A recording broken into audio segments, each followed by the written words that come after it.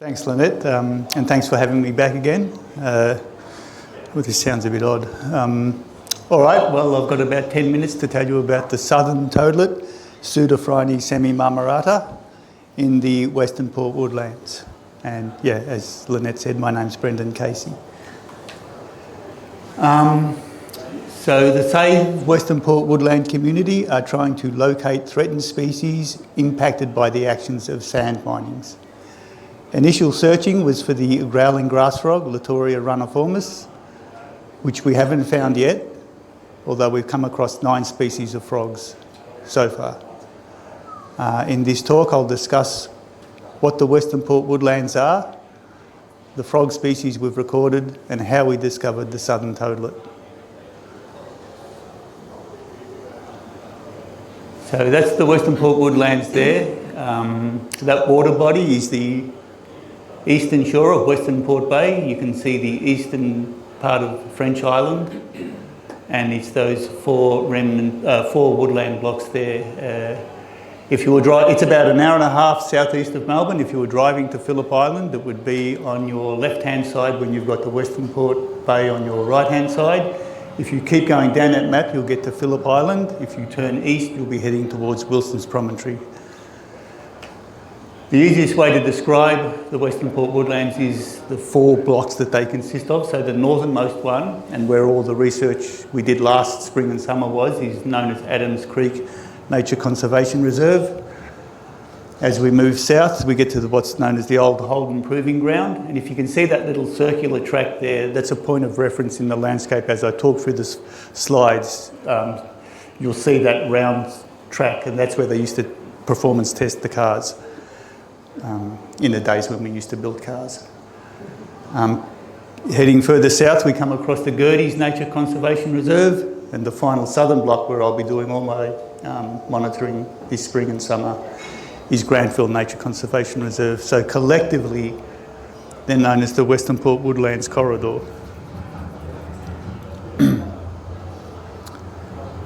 So what's the issue? I'm just going to show you one slide. So that's an overlay of sand mines, current and planned. I don't really need to say much about that, it's self-explanatory. In the few months that I've been working there, I've been shocked by the accelerated increase of the open cut sand mines, and I'm told it's where all the sand from the big build's coming from. Yeah, and we see truckloads of it going every day. It's quite frightening. So, to start monitoring for frogs, I use the technique that I'm familiar with. That's installing song meters at a schedule designed to record the growling grass frog. That's recording between about midnight and 3 o'clock in the morning, which, as far as I'm aware, is when they mostly call. The old record was for Latoria runiformis was from 1980, and that was in the Lang Lang Golf Course. And the other record of interest was for Pseudophryne semimarmorata in 2005 on the edge of the Holden Proving Ground. And I set up some more song meters in April to try and pick up calls of the Southern Toadlet. So I'll just quickly go through some of the habitats and the calls that we found there. So this is a quarry hole. I tended to try and get my recorders in quarry holes because I happen to know that growling grass frogs often turn up in these places. Might be something to do with the water chemistry. 7 species of frogs were recorded in that water body. So here's a recording from the 12th of September 2002 at 11:15 in the evening.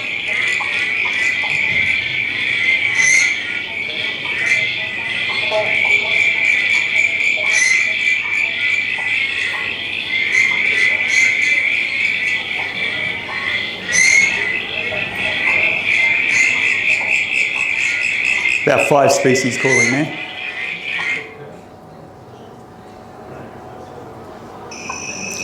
This is a peat bog, and that had 7 species of frogs calling in it, and a koala.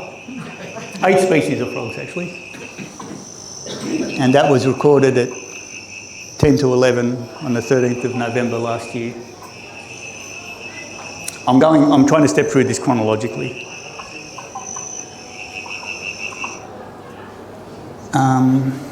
This is Adams Creek, downstream is a sand washing plant. 3 species of frogs were recorded there, and the powerful owl and the mountain brush-tailed possum that has a very characteristic sound that it makes.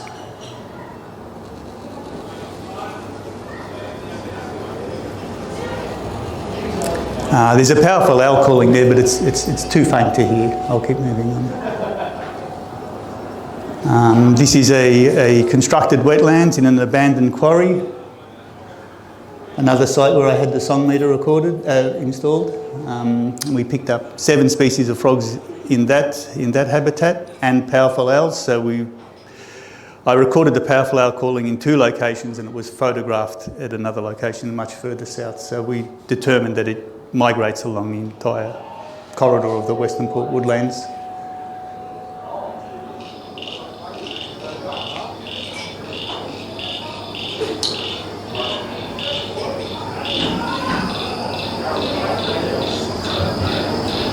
There's a powerful owl calling in the background there, but it's too faint to hear.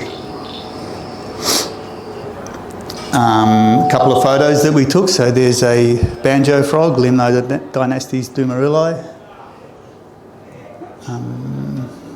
The red-groined froglet, Paracrinia haswelli.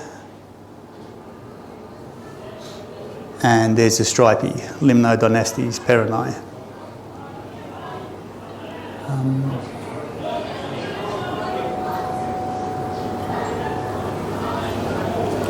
So by about the start of January, I'd done all of the recording and kind of worked out what was there, and thought we'd finished for the season. But then I was looking back over the records and came across references to Pseudophryne semimarmorata, and what stood out more than anything. So this is records from the Atlas of Living Australia with months against a number of records, and for this species, it all happens in April.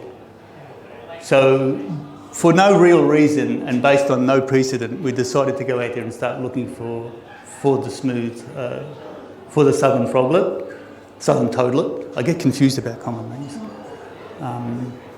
And so searching for Pseudophryne semimarmorata began on the 5th of April. The location was as close as we could get to the most recent records, which are the Holden Proving Grounds. And this is manual searching now, Adams Creek Nature Conservation Reserve. The perimeter of the Holden Proving Grounds, that's private property, we can't get in there. Land bordering the Holden Proving Grounds, that's private properties. The Lang Lang Golf Course and the wet areas along Peacock and Hookers Road. So we went out searching, and we broke up into different groups, and we didn't find anything, so we thought, but we were recording things as we went. So we thought we hadn't found it, so we stopped searching and became a little bit despondent about wasting our time trying to find something where there was no precedent, where it had previously occurred. And some of the people we were working with had recorded a frog, and they weren't sure what it was, and they actually played it to me. And I said, I don't know what you recorded, some cricket or something. But as we were doing it, we were using the FrogID app. So we sent the calls into FrogID app to the Australian Museum. Then unexpectedly, they got back to us and told us that we had actually recorded Pseudophryne semimarmorata. And we were really surprised at that.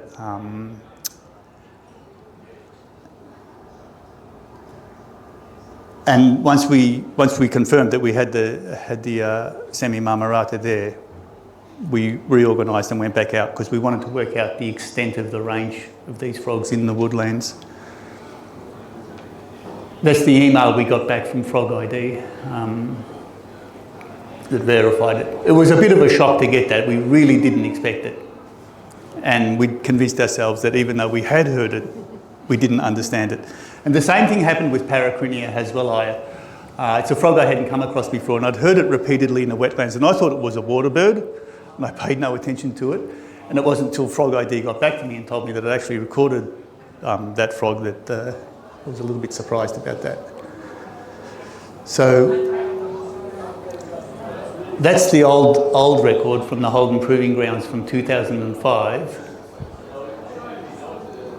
Now that's the areas along the Adams Creek Nature Conservation Reserve where we picked them up. There was 4 different locations where we recorded them, and in each location we only recorded between 3 and 5 individuals. That's my estimate of how many there were, and we picked up a couple more calling at the southern end of the woodlands at Grantville Nature Conservation Reserve.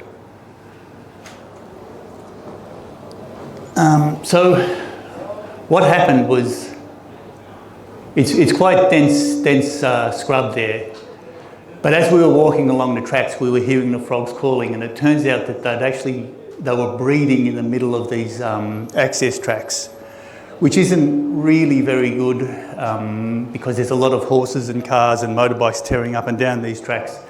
So it was a bit of a panic about what to do about that. This spot up here, this is the peat bog, where we recorded the 8 species of frogs calling earlier. When we went out there, when we got the confirmation back from FrogID, we went back out there to kind of see for ourselves what it actually was. And we could hear the frogs calling, but we couldn't work out where they were. So we triangulated the calls, and at the point where the 3 triangle lines intersected, you could almost drop a plumb bob down from there. And right at that point, this is what we saw. And this is a good photo because this is what my eyes were looking at late at night, kind of out of focus, tired and confused, and that's what we saw. And I've never seen one of these frogs before, and it was quite a revelation to see one. It's about the size of my thumbnail. They're also listed as endangered, I think. There's the call. Can we hear that? Tiny little call.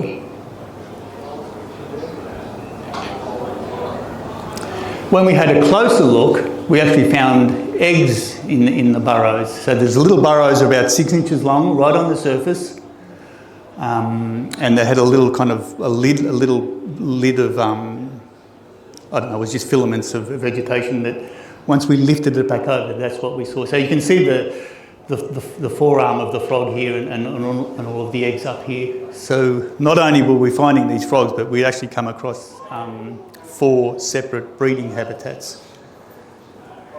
And eventually we managed to get a good photo of them by Dave and Jackie Newman took that photo.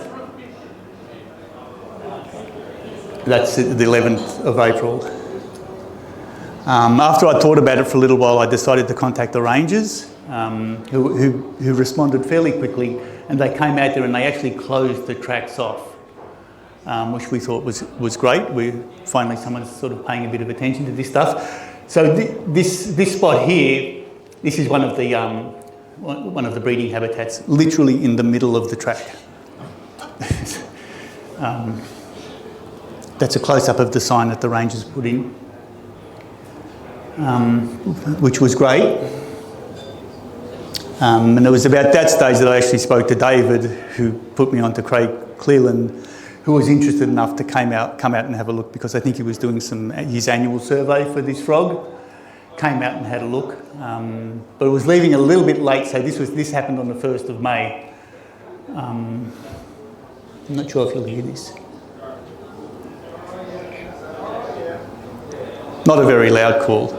And the interesting thing about this, and what Craig pointed out to me, was that you tend to find these frogs where there are no other frogs. So I put the recorders in places that I thought were good frog habitats. Turns out that's the wrong place. You need to put them in areas that you don't think frogs are likely to occur. So I would never have picked any of this up on my song meters. It was only just walking along these tracks at night at the right time of year that we did actually come across these frogs. And that's what they're peering at, another clump of eggs.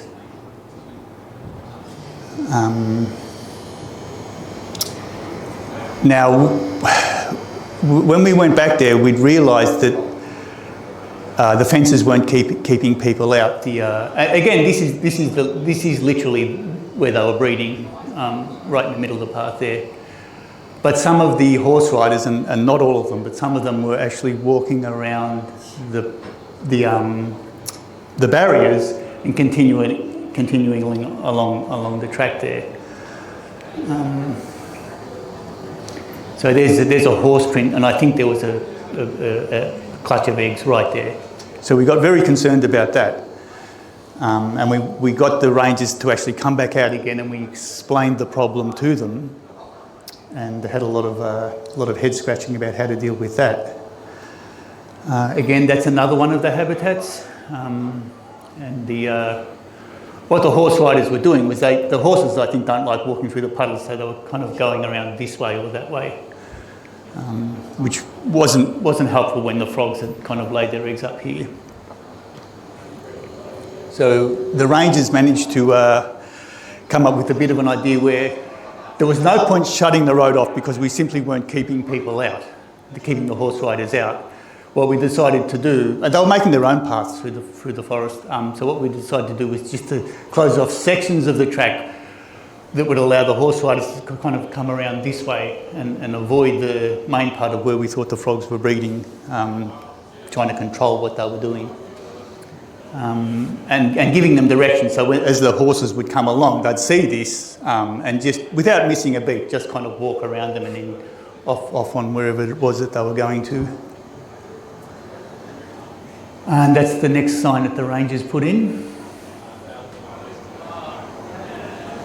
That's the Parks Victoria Rangers out of the 130 office. And yeah, that's I think that's the fourth habitat. And yeah, you can see where we're kind of directing the horse riders to come around that way. All of this has to come down in the fire season, we're told, because apparently fire gets priority over everything, and if there's this whiff of fire, people just race along these paths. But the last time when we went there in would have been mid-June, all of these puddles were completely dry, and there was no sign of frogs or eggs or anything like that. And I don't even understand how any of this works, because I can't imagine if rain comes and it washes the eggs away, well, where do they go? There is no other surface water around there anywhere for the eggs to wash into. And I'm not even sure if they have a free-swimming larval stage. I don't really understand their ecology. So yeah, the most recent visit, there were no sign of the frogs, eggs or individuals or surface water. And that's it. Thank you.